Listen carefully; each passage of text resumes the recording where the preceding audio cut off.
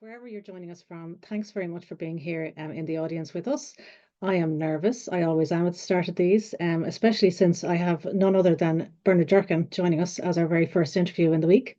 Bernard Durkan is a Fine Gael TD. He is originally from Mayo. He enjoys an unbroken service as an elected rep since 1982, but he did have a flurry the year before that as well. He has a presence in Celbridge. He holds weekly clinics. He's been of State for Social Welfare, Fine Gael Chief Whip, and at one point as well, Chairman of Kildare County Council. So we are with a veteran public servant and somebody that most of Celbridge will know quite well. So with that, Bernard, I'll invite you to say hello if you're still with us. Good morning to you and your viewers and listeners, wherever they may be. I'm delighted to be with you this morning, and delighted to be talking to the people of Celbridge and the surrounding area. And we're right now in the middle of an election campaign. It's beginning to heat up, and all the political parties and non-parties are making promises. I don't make promises, and I've never made promises before an election, other than to say that if re-elected, I will work hard for the people and represent their views fairly and honestly and vigorously, which I think is hugely important nowadays. Thank you. Quite right. Well, I have watched with interest your vigorous representations on several subjects, Bernard, over the years. And I have to say, especially in the last couple of years when Celbridge has needed so much support. I'm going to move on to a couple of questions, but before I do that, just to let anybody know in the audience, say hello, give us a thumbs up to let us know you're there, and ask any questions you like in the comments under this video. And if any questions come in, I'll be able to pick one or two of those at the end and put them to Bernard directly for you. So, Bernard, the budget. Why were so many of Fine Gael's election promises not announced as part of the budget? But it feels like they were held back for election purposes for the manifesto. Why did so many announcements roll out in the last week when just a month ago? Well, yeah, I think that there's always a danger if you're running into a general election that you'll be gazumped by the general election promises from all parties and none. That's always been the case. And I think parties in government, all the parties in government, the three parties in government, have had to come forward with what are seen by some people as promises, but are seen by themselves and by other people as needed changes in the future and the need to address particular issues that haven't been addressed maybe in the budget. You cannot address everything in the budget in a given time because the budget is for 1 year. And the programme for government, whoever is successful in the election and a form of government ahead, the programme for government is what will decide what the priorities are, and it's there we must concentrate. The days are gone when you depended on one party to go into government and it was possible to proceed on that basis. That doesn't happen anymore. We've had coalition governments for a number of years and we had minority governments as well. Minority government didn't work because it was only a matter of whatever whim was in the air at the time. Somebody put down a motion, and because of minority government cannot, because it's a minority, it cannot. It can reason, but it cannot at all enforce its views, even though there might not be the money to back it up. Okay. So it minority government. So what we had for the past number of years, we had stable government in the last 4 years, 5 years. And stability is very important from the point of view of the international financiers and their view of our country. And while some people say, well, we shouldn't have to put up with that. Well, that's not entirely true. The fact of the matter is this, that we do have to. We're a small country. We have an open economy. We're in the international markets. We owe 200 billion in terms of our debt because, remember, we had the financial crash for a start. Then we had COVID, all of which cost money. And while people will point the finger at Fine Gael and say, you've been 14 years in government, and what did you do? A great deal was done. And a great deal was done by the people as well. So the combined sacrifices meant that we did stabilize together. We did stabilize government in this country, whereas previously we had the IMF. For the first 5 years, Fine Gael was in government, we had the IMF sitting in government buildings and dictating the pace. So we weren't in control of our own finances and our own budgets, but we had to put up with it.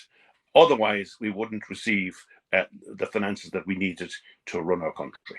Okay, well, you've touched on some of the reasons, I suppose, for I guess some of the decision making in recent years, and there is an appetite for explanation around all of that. So I take your explanation and thank you for it. But it still does feel I have two thoughts in my head at the same time. When I was looking back to check your record, your esteemed record, I noticed that you in fact have been in government since the year I was born. So for my entire life, um, we have had successive governments and we have had your representation over the years. And we have also had a lot of national wealth. You know, we have come into prosperous times, and that's not new. That didn't just happen with the Apple tax money. What struck me about Budget 2025 was that the promises that have been made seem to be on the long finger again. I'll give you the example of childcare, and the reason I raised this with you specifically, I know everybody knows I've been in my bonnet about childcare, but the reason I'm raising it with you is because we are a country effectively run by men for the most part. And yet these men don't seem to be challenged on things like childcare as often. The natural place for a question on childcare, you might think, would be with, for example, the Labour candidate that's running at the moment, because of SIP2 and the issue of the staff in the sector.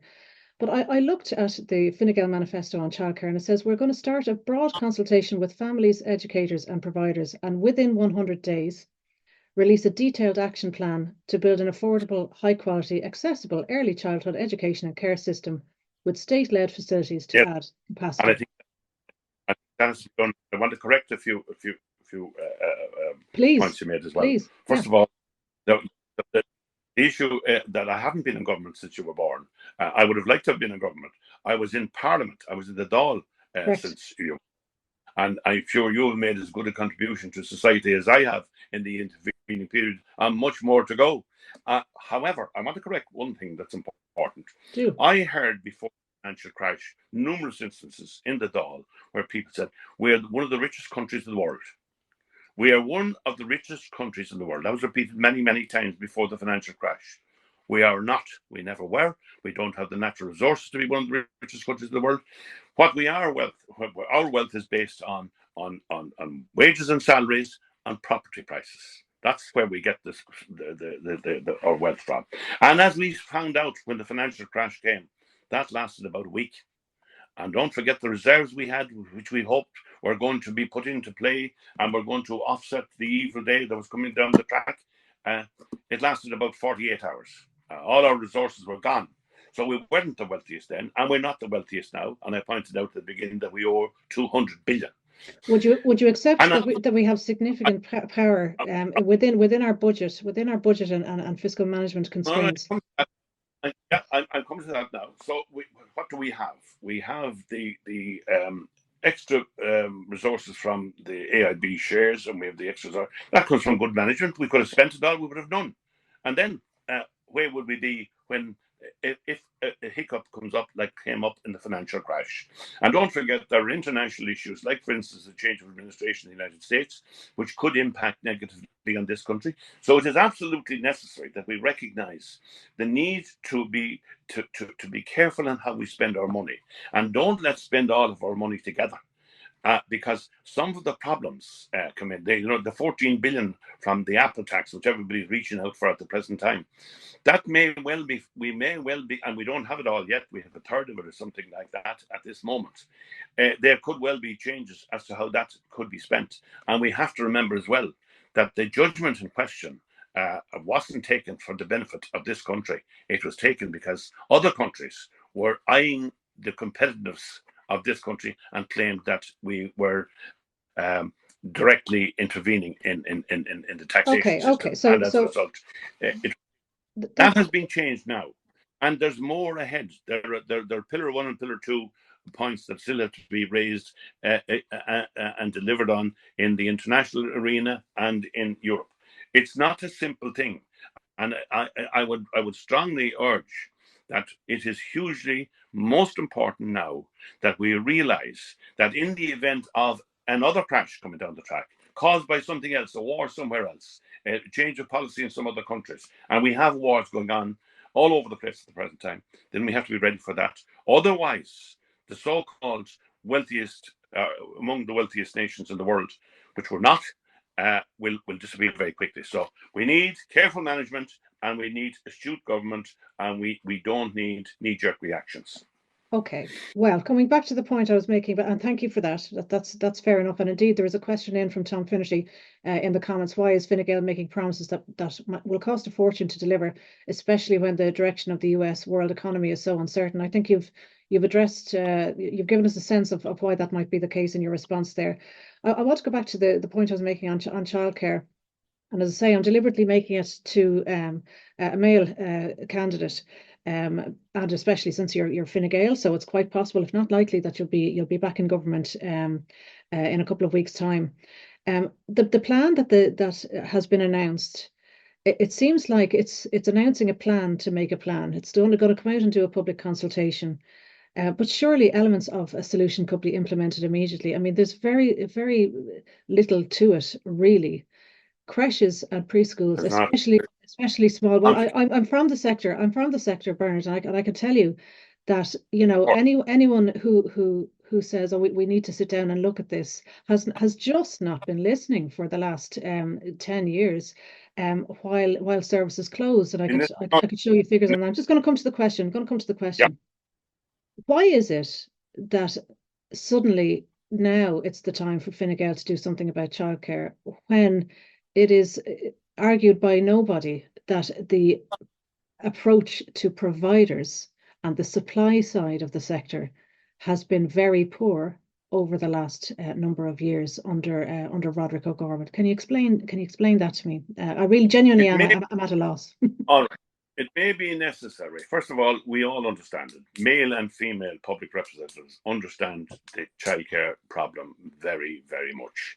And the reason for it is this, that both partners in a household with children have to go to work at the present time in order to pay the mortgage. So the mortgage, the rent, or whatever the case may be, that's the one factor that's ever present. And that's the cause of an awful lot of our problems. If it were possible for one partner or the other to work part-time or stay at home to mind the children while the kids are at school, fine, that would work. But it's not possible because there are so many issues converging at the same time. There's the mortgage, or the rent, as the case may be, very, very high, 2,000 a month, 3,000 a month, whatever the case may be, appalling. So what's the cause of the problem there? The cause of the problem there is rental costs or house price costs. So we then move to what do we do about it? And I think it is recognised by Fine Gael and recognised by other parties as well, that there's a need to have a sort of forensic examination of the childcare problem and look at whether or not it might be possible to have a continuous and seamless system of childcare adjacent to the existing educational system. Now, we have problems in schools, we have problems with education in schools, so it is not a simple problem by a long, long shot. We have problems with traffic. It's not so easy to move between one school location and another because of traffic problems. So what do? People tell you, well, you must cycle or walk. Well, it's not possible for people to, if they may be on their way to work, it's not possible for everybody to do the same thing because that creates I'm problems. going to throw So a lasso around this conversation, Bernard. I'm going to bring it back to the supply side of the childcare sector and the fact that people can't get creche places. That's now I accept that this problem exists in a context and not in a vacuum. But services are closing. They SOS for years before they close. The department knows it and the County Childcare Committee knows it long before the terrible decision is taken by let's say a small independent childcare provider to close down. And there is no rescue for them. And the sector was essential during COVID and doesn't feel to be essential now. So can you respond on the simple point of, okay, maybe not a simple point, but can you respond to the fact that so many services have closed and now the sector is in chaos with parents scrambling for places and providers having nervous breakdowns left, right, and centre? that's right. Well, that's why the problem is not a simple one. And that's why Fine Gael have decided that they will do a forensic examination of the attendant problems, all of the attendant problems. and try to put together a comprehensive package that will deal with the problem insofar as it can be done in a thorough way, not in a part or a sort of sticking plaster way, but to deal with it in a way that will be reliable, that the people can depend on, and that the children are safe and catered for. And remember, safety, health and safety is a big issue in all this kind of thing as well. Yeah. And we have in relation to the primary schools and the post-primary schools, we have problems there, problems with access, problems with insufficient spaces, places. We will continue to have these problems. That's because we have an increased population. We have an increased population of our own. We have an indigenous population. We also have increased numbers of people from abroad. Some of those people will go back to their homelands when matters like wars in Ukraine, etc., calm down. But there are several wars taking place at the present time. And while it may seem easy to select one item, even though it be a very important and crucial item to solve, and it may look as if it doesn't take much to solve it, but when we go about it, we will find that it is wider. Things are more difficult than they seem. Okay, all right. Well, thank you for that. Thank you for that. We'll move on. You mentioned there immigration, and it's not a topic I'm going to dwell on specifically, but I do think that the whole area of immigration and the fact that we are welcoming so many to our shores, so many who need our help, and others to whom we simply offer a better or more stable economy, which I accepted. On the point actually of you having been in service since 1982, what occurs to me alongside that, Bernard, I have to say, is that we are in a very different place to the year I was born, because I remember, from my own childhood, how things were then, and Ireland has come a very long way. And thank you for correcting me on the record of parliamentary service versus public representation in general. But I want to come to the issue of trust, because I feel that the government, is asking us to trust them. Trust with the immigration policy, for example, trust with the budget, trust that services are going to be delivered, etc. And I put it to you that it does have something of a patchy record. I'm thinking about things like scoliosis surgery, the National Children's Hospital, DART Plus expansion, Metrolink North, and even locally the Civic Amenity Centre for Celbridge here. So North Kildare, as you rightly said, the population has exploded in certain places, but that explosion is concentrated in places like North Kildare, where village after village is crying out for services like GPs, playgrounds, school places. Parents spend their entire childhood in a state of, imbalance, a state of fret about what services they're going to be able to access next. It's extremely difficult to know when you're going to get a school place. The whole thing is chaotic. You live your life just kind of stressed out. And I'm a mother of two young boys, beautiful young boys, and I'm experiencing this firsthand. And it's just horrific. So to come to my question, well, on the track record, and the government asking us to trust them that these problems are going to be solved. Celbridge doesn't have a second bridge. The 3 schools hasn't been delivered. Give me a reason to have faith that Fine Gael will do it this time. Right. Well, you have a big list there now, a lot to I cover do. there. I do. So I do. I can tell you for my part what I try to do. It's not always possible to try to do it, as I have always had operate on the maxim that in membership of Parliament you should never be silent or never be absent. So during the past 5 years, I've done my best to make sure of that. Let's look at the points you raised. Scoliosis, yes. We did raise that at the health committee meeting, of which I'm a member, and we did pursue it, and we did get to a situation where it was possible to make a sizable number of operations, not sufficient to meet the totality of the requirement or demand, but it wasn't as smooth as it looked. And you'll recall there were some recriminations because of follow-up procedures that were required and didn't work out exactly as they wanted. I have asked that we do that by way of the purchase guarantee scheme that the government has for outside the country or within the country, or throughout Europe, you can purchase the treatment and have it done. So I think if we can't do it and can't reach it in time, and we can't present a sufficiently strong service there, that's the way to do it in the short term until we get to the place there where the Children's Hospital comes on stream.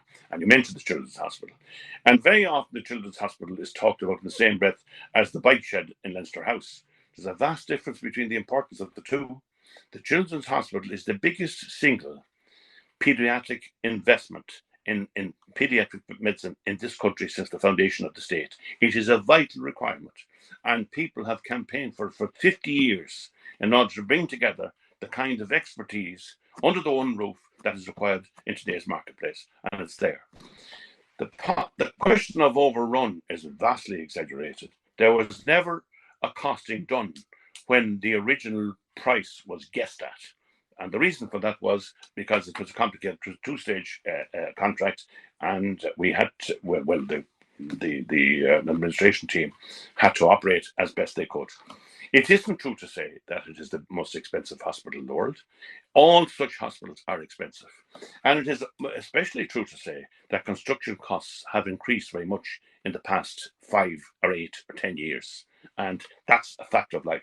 So it's very intricate, very intense science to bring together all the requirements that are needed. 6,000 rooms, consultation rooms, places for parents, children, etc., etc. And people will run off and say, there's no helipad there. There is a helipad there. There was no parking there. There is parking there. And provision is being constantly made to provide for more. So that's the Children's Hospital scoliosis. Traffic. I mentioned traffic in particular. If one looks at the traffic coming through Selbridge, coming right through the centre of the town, what used to be the village, and is now the town of Selbridge, it is massive. It is impossible for normal life to continue, people to go to school, to collect the children from school or to deliver the children from school, with the intense traffic that exists, a lot of it through traffic. There was never a situation, and when I was a member of the council many years ago, and it was then supposed to be that the Clane Road was going to be upgraded and it would run into the roundabout and the access to the motorway. But as you will recall, there was no access to the motorway for the people of Selbridge, and I fought a long and lonely battle over that and succeeded. So everybody else claimed responsibility for it afterwards, but that's how it happened. Traffic problems through Clane, prosperous Selbridge, and Maynooth at the present time are impossible. The provisions are there. The grant and the provisions were there 10 years ago. The money was there and provided 10 years ago. It hasn't been possible to put them in place yet, but work is in hand doing so. So you can say and criticize me and everybody else and say, look, it didn't happen quick enough. Correct, it did not happen quick enough. But we haven't found a way yet to make things happen as quickly as they should. And as time goes on, we should be able to do things better, but we're not. And you didn't mention, for instance, the housing problem that assails us all. That is a problem that's causing a really serious hardship in all across North Kildare North, and all the towns and the bigger towns. There are serious housing problems. And these problems are caused by virtue of the fact that we haven't been able to provide sufficient houses in sufficient time to meet the demand. But we have done a fair bit. We've moved a fair bit towards it. And we are right now allocating houses. And we've allocated houses over the past 2 or 3 years in the same way. I have to just, if I can come in, sorry to cut across you, those houses are going in and they are coming into North Kildare. And I give that to you most definitely, and it is a pressing problem. But they're not being accompanied by the infrastructure. I mean, what is it about the planning system that we can't, get creches, playgrounds, green spaces? Why is it a case where we have to shove as many houses as we can into every square inch of land? Surely there's a better way of doing this without punishing the people who are already living in an area. Yeah. That's where the local authority comes in, and the local authority has done a great deal of work in terms of providing those open spaces and the places where a modern society can exist. And you mentioned earlier in relation to Castletown and Selbridge in general, there's a need of space commensurate with the population, and the population is going up rapidly. And our population in all the towns around North Kildare has increased dramatically. I remember the time I was in the Dáil when when it was difficult to achieve 1 million people in employment. We're now heading for 3 million. So the population has gone up, the number of people in employment has gone up, and that's positive. But there are glitches along the way, like the ones that you have referred to. For example, you will find it very difficult to get money to provide uh, the services that you were talking about before the houses are built. Definitely, they're required as the houses are being built and children. There's another thing that I've come across as well, and I just aside from just diverting on this for the moment, Oh, please. is antisocial behaviour. Now we can say this is huge at the present time, and there are countless people who are pleading with us on a daily basis to try to protect them, and they are being harassed by people who have nothing else to do or appear to have nothing else to do. And I know that there may be addictions of one kind or another, the possible causes of that, but people are entitled to live their lives without being under threat from anybody at any particular time. And there are numerous situations now where that does not happen. And it is a big, big issue. It is one of the biggest issues that I've had to deal with over the past 6 months in particular. So we need to have the open spaces to ensure that the expanding population has sufficient space of recreational value to be able to exist, and that's the need is increasing. So, what was simple 20 years ago is no longer simple. It's an ongoing issue that has to be developed commensurate with the building of houses. Okay, but And at the same it seems like you recognize that it is certainly something that needs a focus in a place like North Kildare.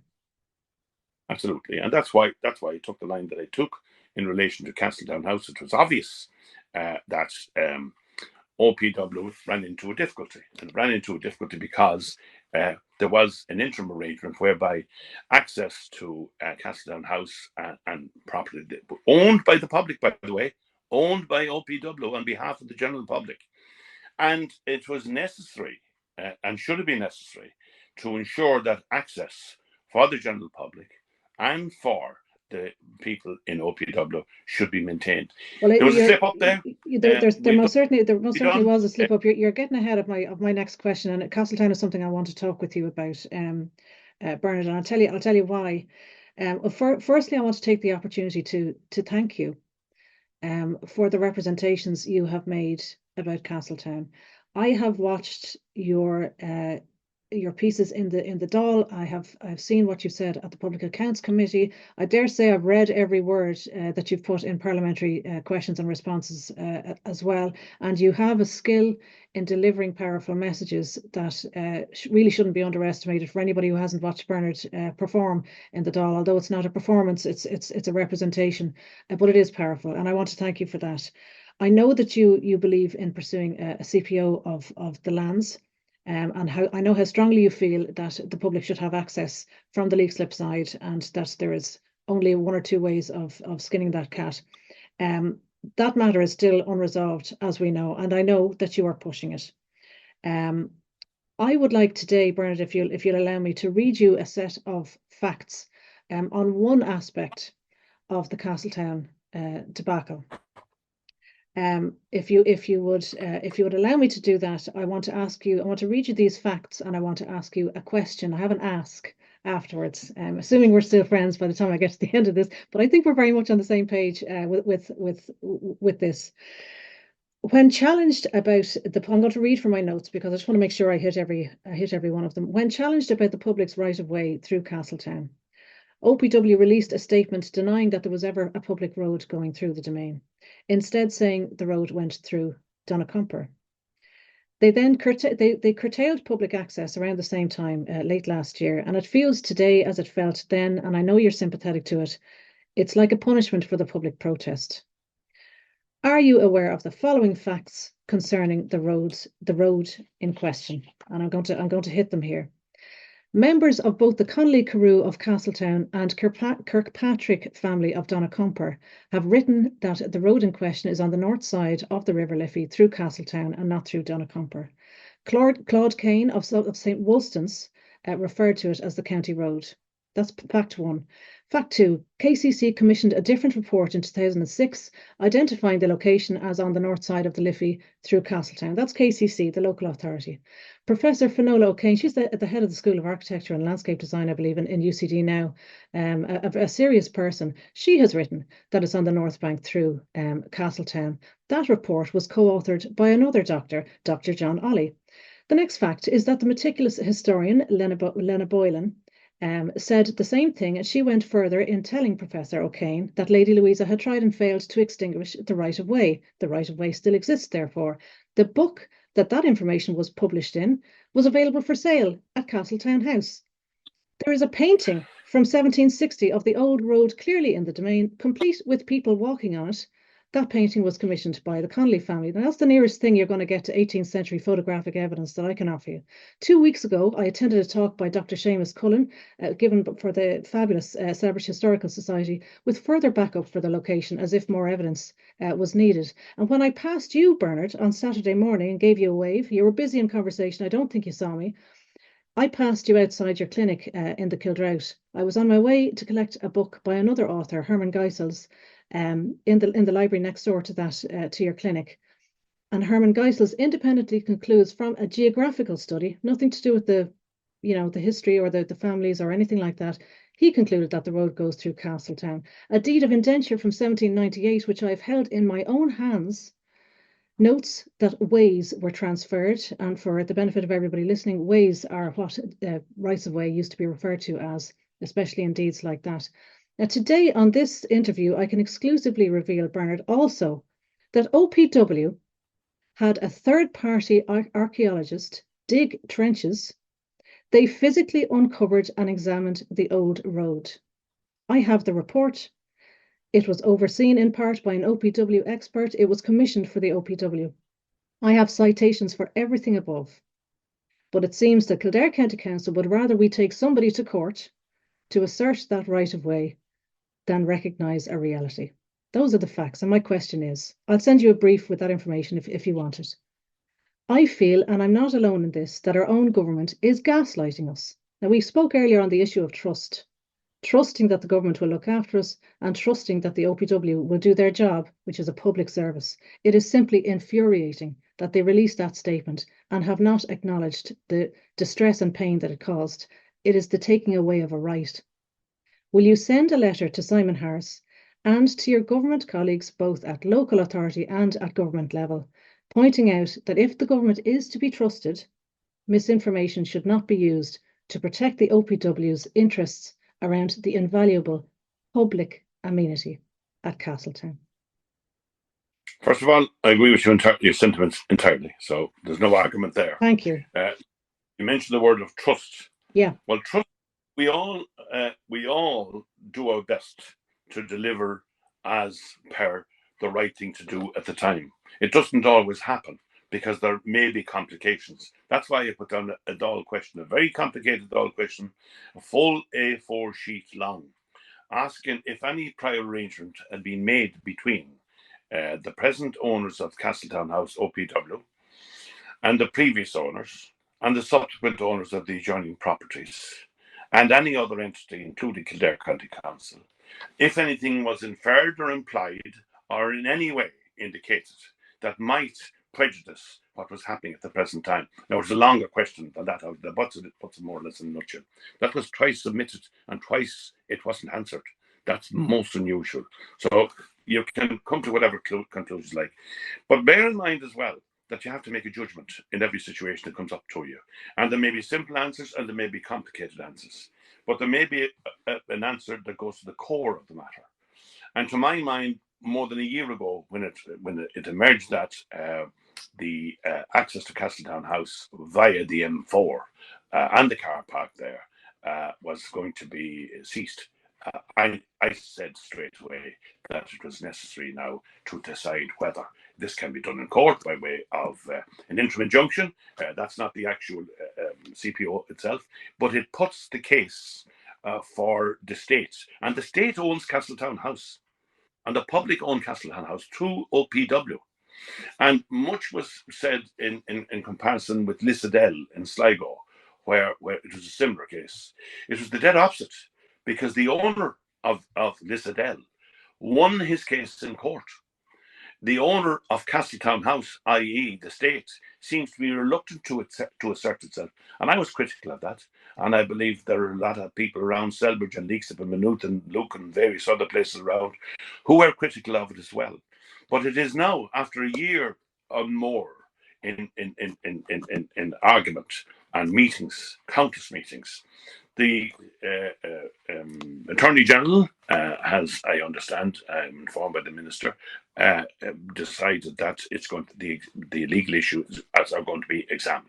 So what are the legal issues? The legal issues are whether the state has the right to go to and from its own property at will, unimpeded, unrestricted, and I believe the state has. And if the state doesn't assert itself in that area, it will end up being crushed into a corner, a legal corner, and not being able to assert itself.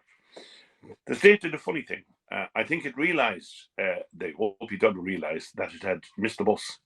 And when the restriction was introduced, the adjoining landowner changed, and it then became obvious that they were not going to have the access that they had previously through by way of the M4. They should have asserted themselves there and then and said, you're now restricting us in our movement towards our own property. This is the state protecting the property for the state. And the then minister and subsequent minister made various genuine efforts to resolve it, but they were all temporary efforts.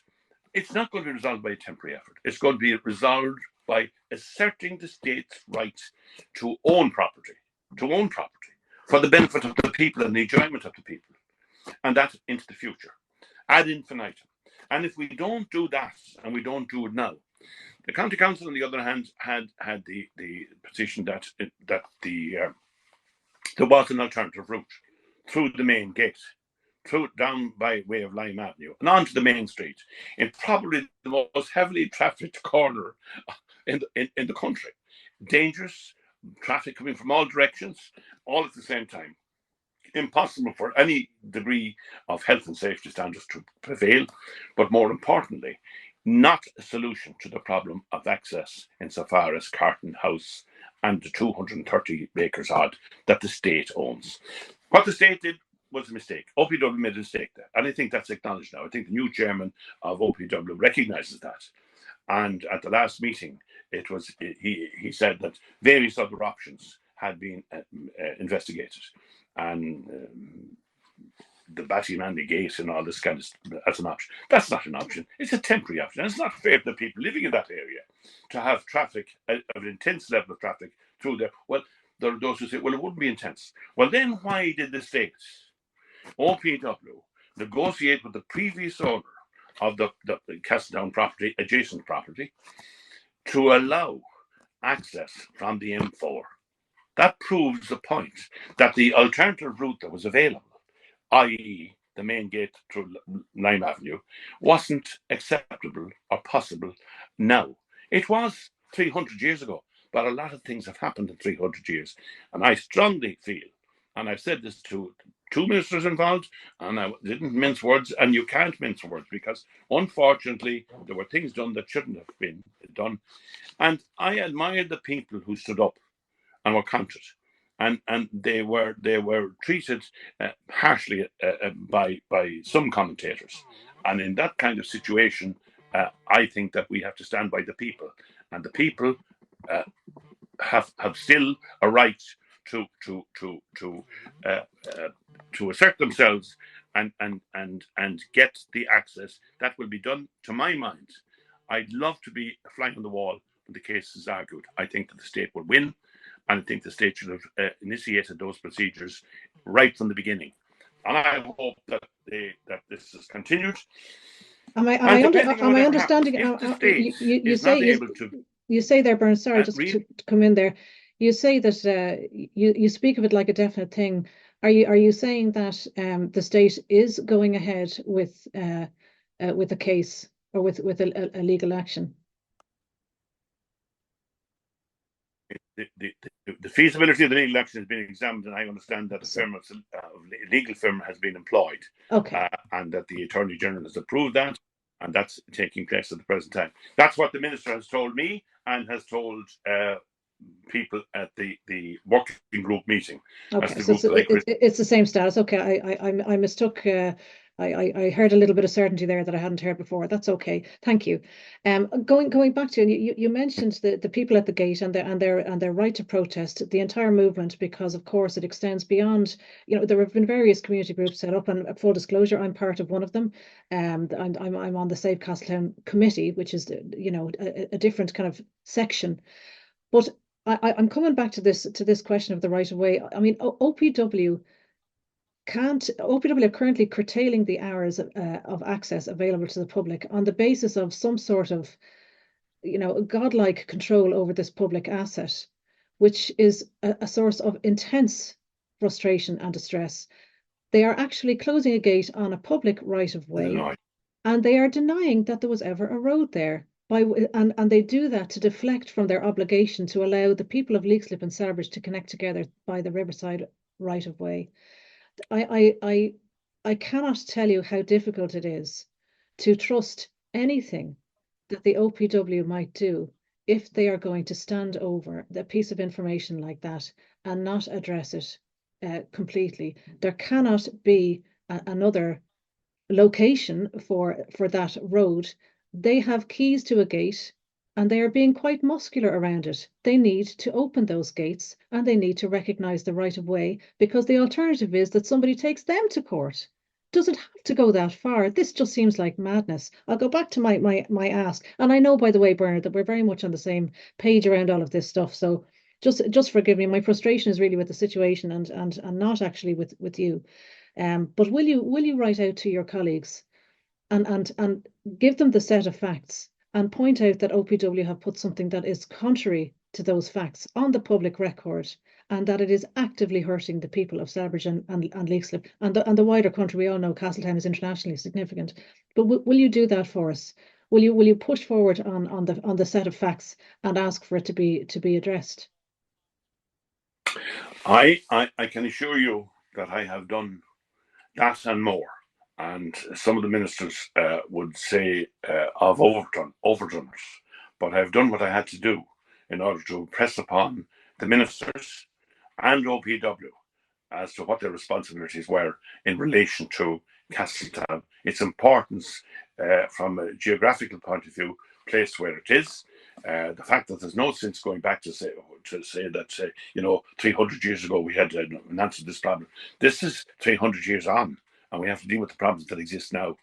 And I totally agree with your own sentiments in this as well, but it has to be done permanently. This thing about the access was previously for 15, 20 years, whatever, from the M4.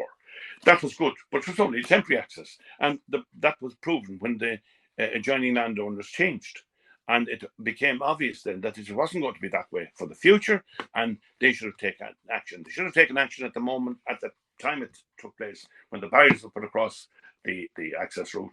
It should have been High Court action should have taken place then, restraining an interim injunction to restrain them from impeding access for the people and for the people who work in Castletown estate. Remembering again and again that Castletown House and 230 acres or thereabouts is owned by the state. And if it were to emerge in any other part of the country that a heritage house of that nature, that access to it was going to be blocked by whatever means, then there would have been a hue and cry, and rightly so. So as far as we are concerned, and I'm concerned, and will remain committed to that, regardless, is that the public have a right, because times have changed. And just to clarify, you're right. The public have a right, and you're focusing on the Gaze Avenue, the kind of the M4 access in, which is a whole different right of way. I'm talking about the Riverside Walk right of way. I just want to make sure we're clear on the two, because there are multiple rights of way through Castletown, and we're talking about two of them today. But on the Riverside right, right. Will you get in behind us on that one? It is. The right of way is part. but going into court, you know, you're going to have to assert yourself in court anyway in such situations. And if you come in through by way of the Battylangley gate, you come to a gate, OPW, property that OPW owns, and the gate is locked, and you can't go past that. And you can walk. The minister walked in through that gate to a meeting in Castletown House. You know, I ask you, the minister who's supposed to resolve the problem, subjected to walking in, while the working group worked for a year and a half, uh, not reaching a solution. I told them at the meeting at that time that I had no confidence in their ability to solve the problem. I said that in a year and a half ago, and that's when you have to make a judgment. And the only thing that OPW came up was a red herring. We intend to buy the rest of the estate. The only thing that does was reassures the adjoining landowners, say, well, we're dead safe here. These guys have deep pockets and they're going to have to buy it. We're walking ourselves into a situation that we're going to have to pay through the nose for something that should be there of right anyway, which we have illustrated, which the state has illustrated. So there are rights of way, and there's a means of bringing 1 million people in to Castletown House. That can only happen by way of the route from the M4. Here, here. Well, look, we'll. Are we still friends, Bernard? I will be pals afterwards. I put you through your paces a little bit. I want to thank you for giving me frank answers to everything, and I want to just reiterate how grateful I am, and I know I'm not alone. I know there's a lot of people out there for your powerful delivery of message on Castletown over and over and over again, despite what some might see as the conflict, because as a party colleague, obviously in the ministry, yet you have fought for Castletown with common sense, and I thank you for that, because your voice is so important. We've hit on a good few subjects here. We're way over time, as I knew we kind of would be. I'm going to hand it over to you to give a parting message to people, and then I will wrap us up. So over to you to say hello and goodbye, and I'll close us off.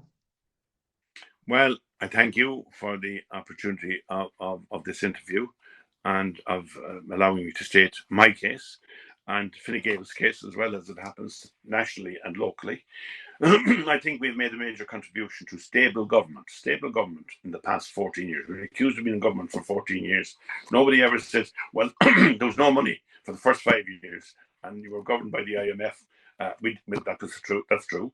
We had COVID. We had to deal with COVID, and the parties in government had to deal with COVID, and it was dealt with. It wasn't easy, and it didn't come cheap. There was a lot of money there, and we were able to do it because we had run the country effectively.